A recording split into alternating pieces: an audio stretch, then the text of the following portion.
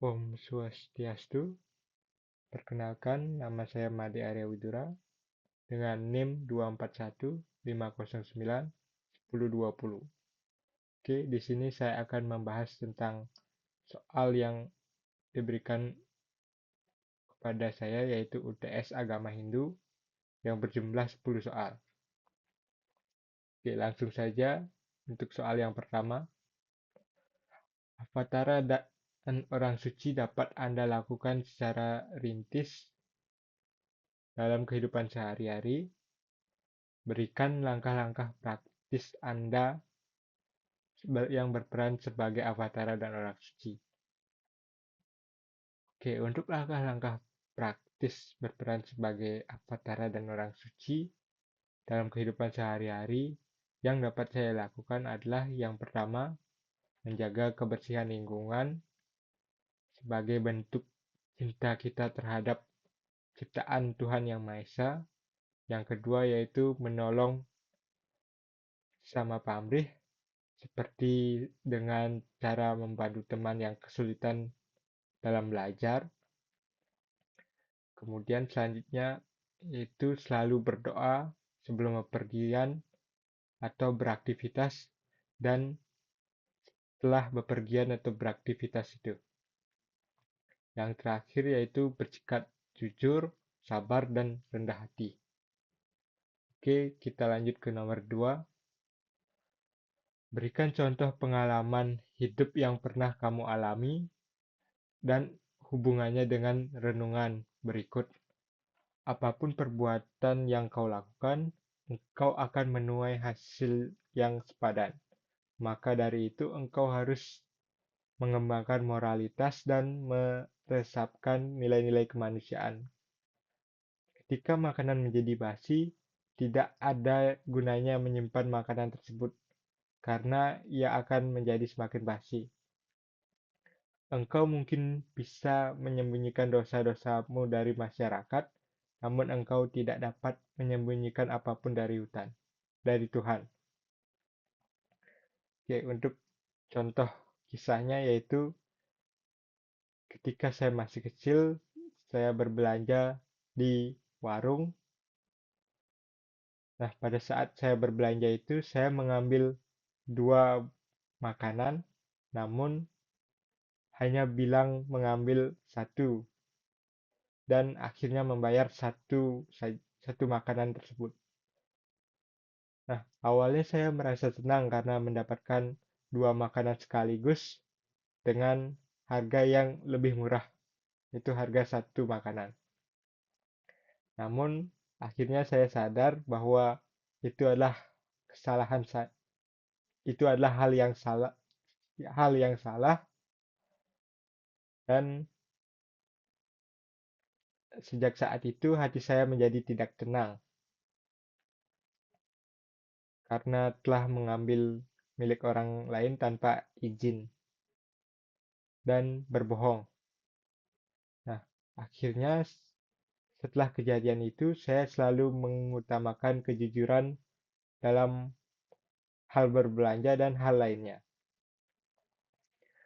Oke, selanjutnya untuk nomor yang ketiga yaitu yoga yang berarti penyatuan yang bermakna penyatuan dengan alam atau penyatuan dengan Sang Pencipta. Yoga merupakan salah satu dari 6 ajaran filsafat Hindu yang menitik beratkan pada aktivitas meditasi atau tapa, di mana seseorang memusatkan seluruh pikirannya untuk mengontrol panca indera dan tubuhnya secara keseluruhan. Jelaskan dan berikan contoh tiap-tiap Astanga Yoga. Oke, untuk tahap-tahapannya yaitu yang pertama ada yama. Yama itu merupakan suatu bentuk larangan atau pengendalian yang harus kita lakukan dari segi jasmani. Contohnya yaitu tidak berkata kasar, tidak melukai makhluk hidup, atau tidak menyakiti makhluk hidup. Yang kedua ada niyama. Niyama merupakan pengendalian diri manusia yang bersifat rohani.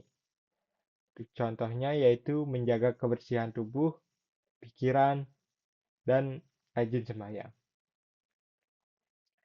Untuk selanjutnya ada asana. Asana adalah latihan fisik melalui posisi duduk yang nyaman dan stabil untuk kegiatan meditasi. Contohnya yaitu duduk dengan bersila, punggung tegak saat melakukan persembahyangan dan meditasi. Selanjutnya yaitu pranayama. Pranayama merupakan latihan pengaturan dan pengendalian nafas atau pernafasan untuk membantu kita dalam menenangkan pikiran. Contohnya yaitu menarik dan menghembuskan nafas secara perlahan dan berirama. Hal ini bertujuan untuk relaksasi tubuh kita. Kemudian ada pratyahara, yaitu untuk menarik panca indera kita dari segala rangsangan di luar atau segala gangguan luar agar kita bisa fokus ke dalam diri kita sendiri. Untuk contohnya yaitu saat bermeditasi kita tidak boleh terpengaruh oleh suara yang berisik atau gangguan dari sekitar kita. Kemudian ada dharana, yaitu memusatkan pikiran pada satu objek tertentu seperti cahaya, mantra, atau nafas. Contohnya yaitu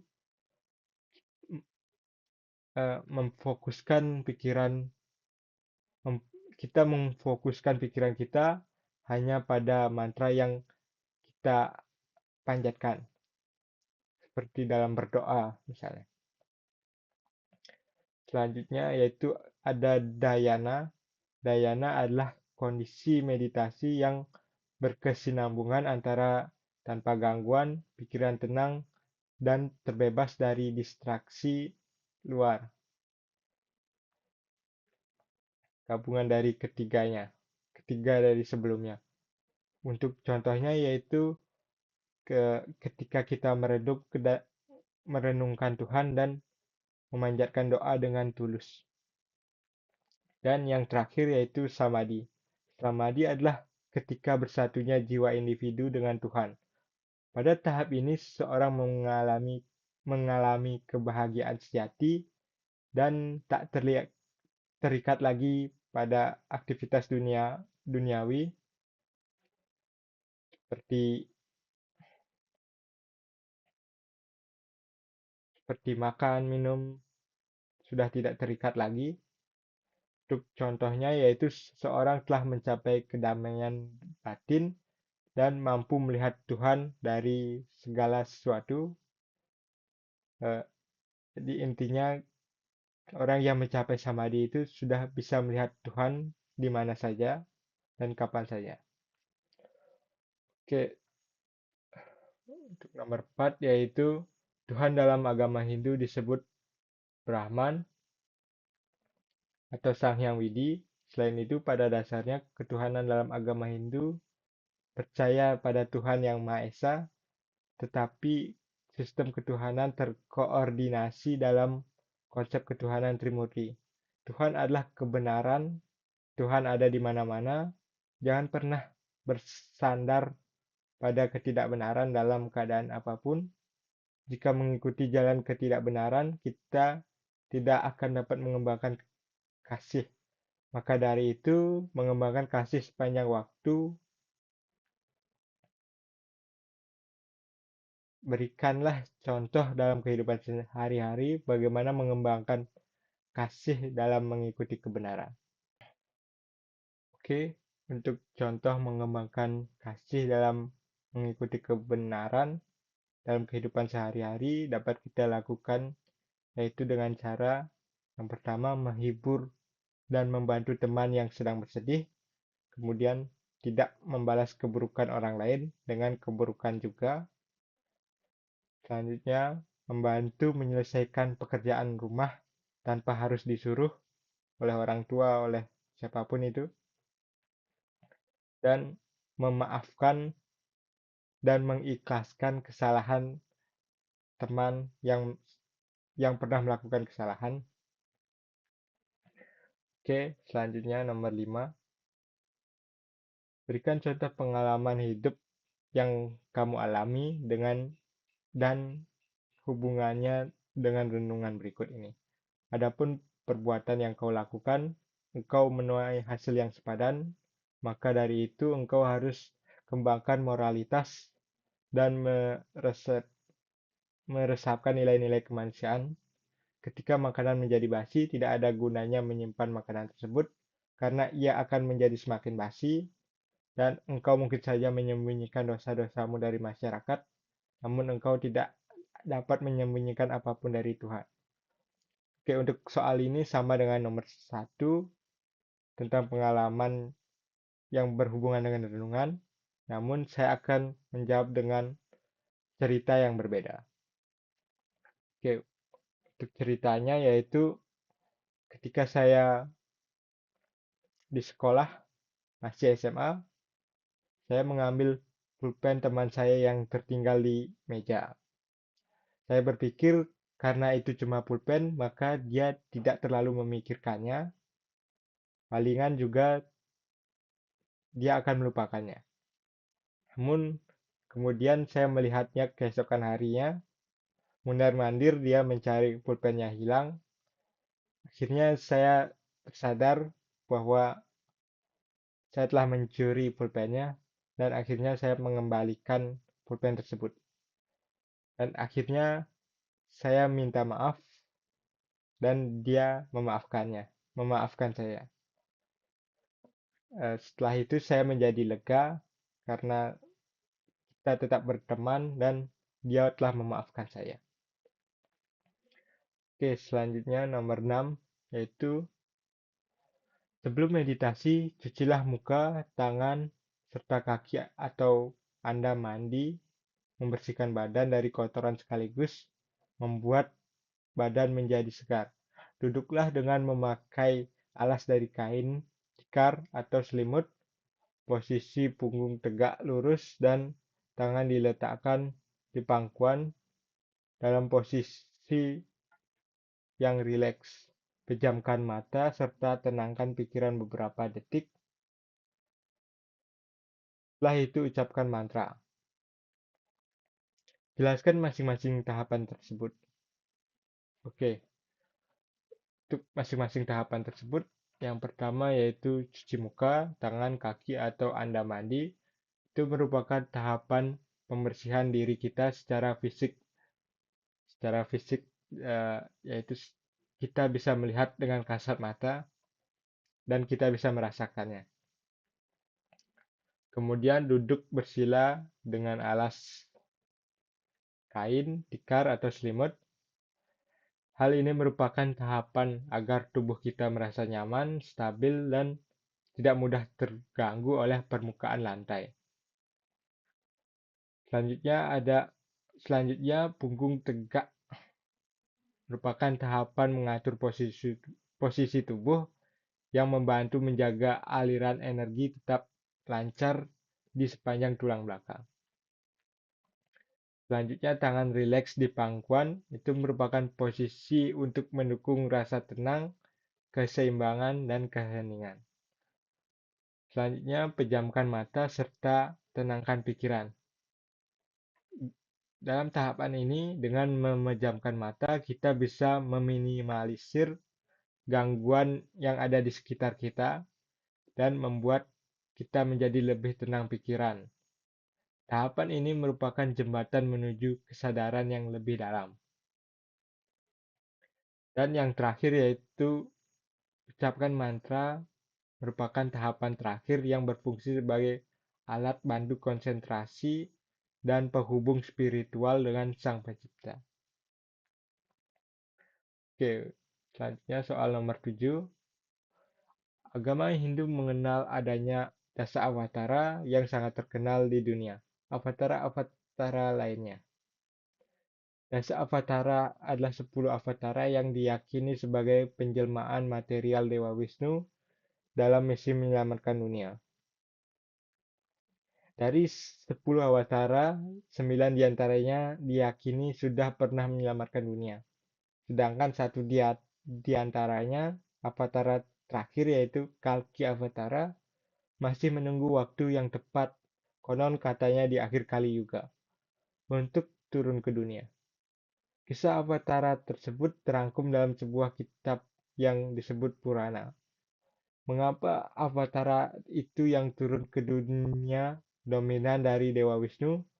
Jelaskan dalam kehidupan sehari-hari, Anda dapat berperan seperti layaknya Avatara. Oke, Avatara yang turun ke dunia itu dominan dari Dewa Wisnu. Kenapa? Karena Dewa Wisnu itu berperan dan bertugas sebagai pelindung dan pemelihara alam semesta. Dalam kehidupan, artinya Dewa Wisnu itu tugasnya membuat dunia ini menjadi damai dan melindungi dunia ini dari bahaya yang ada. Oke, dalam kehidupan sehari-hari kita bisa berperan sebagai avatara Dewa Wisnu dengan cara menjaga keharmonisan lingkungan, dengan kemudian melindungi melindungi orang yang lemah dari perundungan, dan menjadi pelerai apabila ada terjadinya suatu pertengkaran. Oke, selanjutnya nomor 8. Ide Sang Hyang Widiwasa bersifat wiapi wiapaka, ada di mana-mana. Jelaskan bagaimana Anda dapat membuktikan bahwa Tuhan itu ada di mana-mana. Oke, Sang Hyang Widiwasa bersifat wiapi wiapaka, yaitu ada di mana-mana. Hal ini dapat dibuktikan dengan yang pertama, saat kita melihat matahari, udara, dan air. Ketiga hal tersebut merupakan penopang kehidupan kita. Kita sadar bahwa itu adalah wujud keberadaan Tuhan sendiri. Kemudian pada saat kita berdoa, doa kita bisa didengar dan terwujud meskipun kita tidak dalam dipura. Seperti ketika kita dalam perjalanan, kita selalu berdoa agar selamat sampai di tujuan, maka doa itu bisa saja terkabul. Oke, kemudian yang terakhir, ketika merasa damai saat kita telah berbuat baik, itu adalah tanda bahwa Tuhan hadir dalam hati kita. Oke, selanjutnya yaitu nomor 9. Berilah contoh dalam kehidupan sehari-hari bagaimana mengembangkan cita kasih dengan mengikuti kebenaran dari hukum karma pala. Oke, contoh mengembangkan kasih mengikuti hukum karma pala dalam kehidupan sehari-hari yaitu dengan cara yang pertama, saat membantu teman, kita tidak perlu mengharapkan balasan. Kenapa? Karena suatu saat ketika kita mengalami kesulitan, maka orang lain pasti juga akan menolong kita. Walaupun bukan orang yang pernah kita tolong tersebut. Selanjutnya yaitu dengan tidak membalas perundungan atau kejahatan dan tetap menunjukkan sikap baik kita terhadap si perundung tersebut. Artinya apa?